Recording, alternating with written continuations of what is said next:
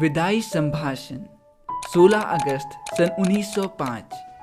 ये वो दिन था जब ब्रिटिश राज के दौरान ब्रिटिश सरकार के हेड वाइसरॉय लॉर्ड कार्जन अपनी पोजीशन से रिजाइन कर देते हैं। और ये कोई आम बात नहीं, वो व्यक्ति जिसे स्वयं दिल्ली के सुल्तान भी सलाम करते हों, जिसके एक आदेश मात्र से पूरी भारत की ब्रिटिश आर्मी कुछ भी करने को तैयार थी, जो अकेले लेजिस्लेटिव, एग्जीक्यूटिव और जुडिशियरी तीनों के हेड हों, वो अचानक से एक दिन रिजाइन कर देते हैं। लेकिन क्यों, जानेंगे हम हमारे इस चैप्टर विदाई संभाषण में।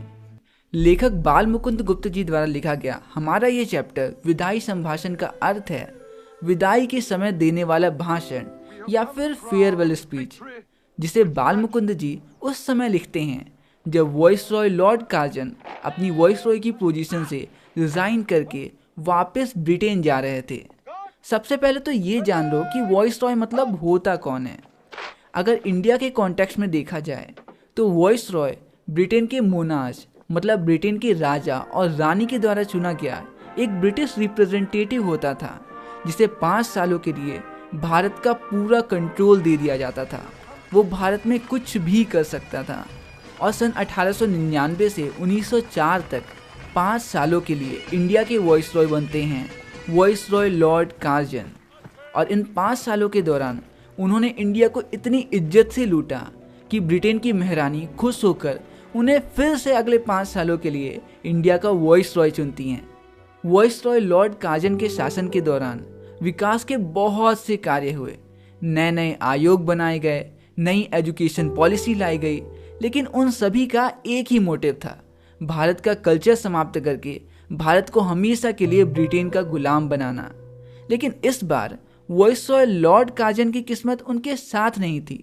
वो करना कुछ और ही चाहते थे और हो कुछ और ही जा रहा था। उन्होंने देखा कि भारत में स्वतंत्रता की भावना बहुत तेजी से पनप रही है, जिसे रोकने के लिए वो स्वतंत्रता आंदोलन के मेन सेंटर बंगाल को 2 हिस्सों में तोड़ दिए। एक में मुस्लिम की मेजॉरिटी थी तो वहीं दूसरी तरफ हिंदुओं की। और शुरू में मुस्लिम्स ने इसका सपोर्ट भी किया, लेकिन बाद में सब समझ गए कि वाइसरॉय लॉर्ड कार्जन भारत को टुकड़ों में तोड़कर हमें आपस में लड़ाना चाहता है, जिससे लोग आपस में ही लड़ते रहें और उनका ध्यान स्वतंत्रता की तरफ कभी जाए ही नहीं। और जैसे ही ये बात लोगों के समझ में आ गई, लोगों ने बाइकआउट मूवमेंट चालू कर दिया और पूरा देश ब्रिटिशर्स के खिलाफ हो गया। और बंगाल के इस फैसले के बाद वाइसरॉय की न सिर्फ भारत में बल्कि ब्रिटेन में भी बड़ी बेइज्जती हुई। और धीरे धीरे ब्रिटेन की रानी, जो उनकी सारी बातों को आंख बंद करके मान लिया करती थी, उनके सारे फैसलों को अस्वीकार करने लगी।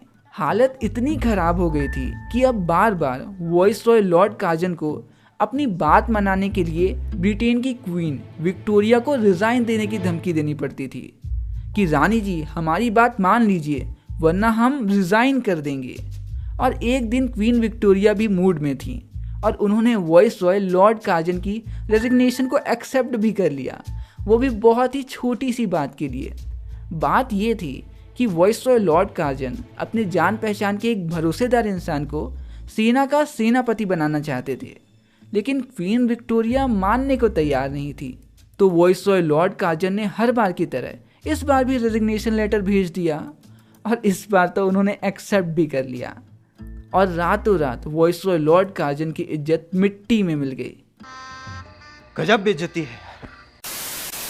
अब इतनी बेइज्जती के बाद वो अगले ही दिन इंडिया छोड़कर जाना चाहते थे, लेकिन क्वीन विक्टोरिया उन्हें आने ही नहीं दे रही थी।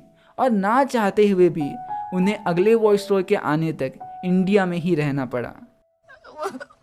मुझे अपने घर जाना है। मुझे घर जाना है। मुझे अपने घर जाना है। वाइसरॉय लॉर्ड कार्जन के शासनकाल में किसी भी प्रेस को ब्रिटिशर्स के खिलाफ कुछ भी छापना बिल्कुल मना था। इसीलिए लेखक बाल मुकुंद गुप्त जी इस चैप्टर को व्यंग्यात्मक ढंग से लिखते हैं। वो ऐसे लिखते हैं जैसे हम सभी के सभी इंडियंस वाइसरॉय लॉर्ड कार्जन के जाने से बड़े दुखी हैं और हम उन्हें बहुत मिस करेंगे।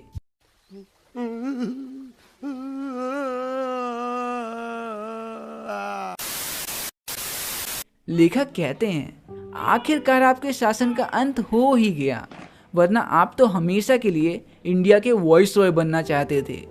वैसे इतनी जल्दी आप देश छोड़ के चले जाएंगे, ये कभी ना हमने सोचा था और ना ही कभी आपने ही सोचा होगा।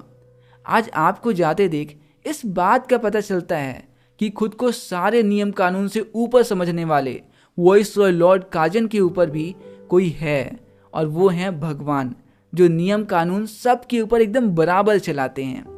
लेखक कहते हैं वैसे एक बात कहें, आपके दूसरे बार आने पे भारतवासी प्रसन्न नहीं थे, वे आपके जाने की प्रतीक्षा करते रहते थे। लेकिन फिर भी आपके जाने से लोग दुखी तो होंगे। बिछड़ना होता ही ऐसा है, यह करुणा पैदा करने वाला होता है। हो सकता है शायद तातियाना को ही मुझसे सच में प्यार हो गया हो, पर आप इस बात को नहीं मानेंगे, हा? क्योंकि मैं भी उसे सच्चा प्यार करता हूँ पापा।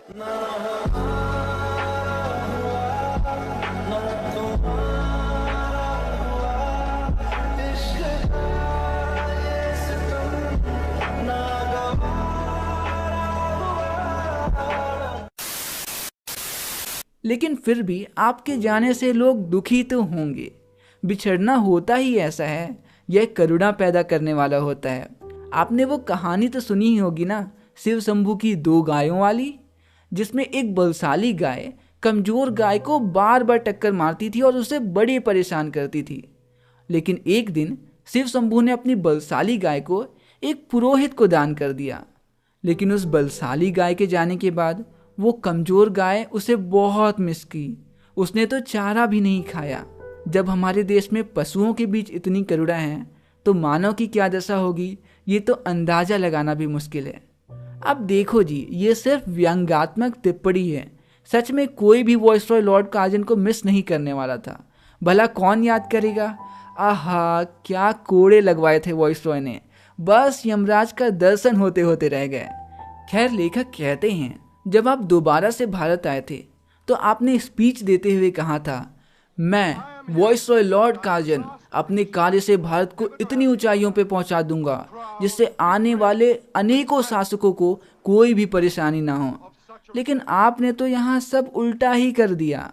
आप स्वयं तो बेचैन रहे ही, भारत में भी अशांति फैला दी। अब न जाने कितने दशकों तक शासकों को कितना समय लगेगा आपके फैलाए हुए रायते को समेटने में।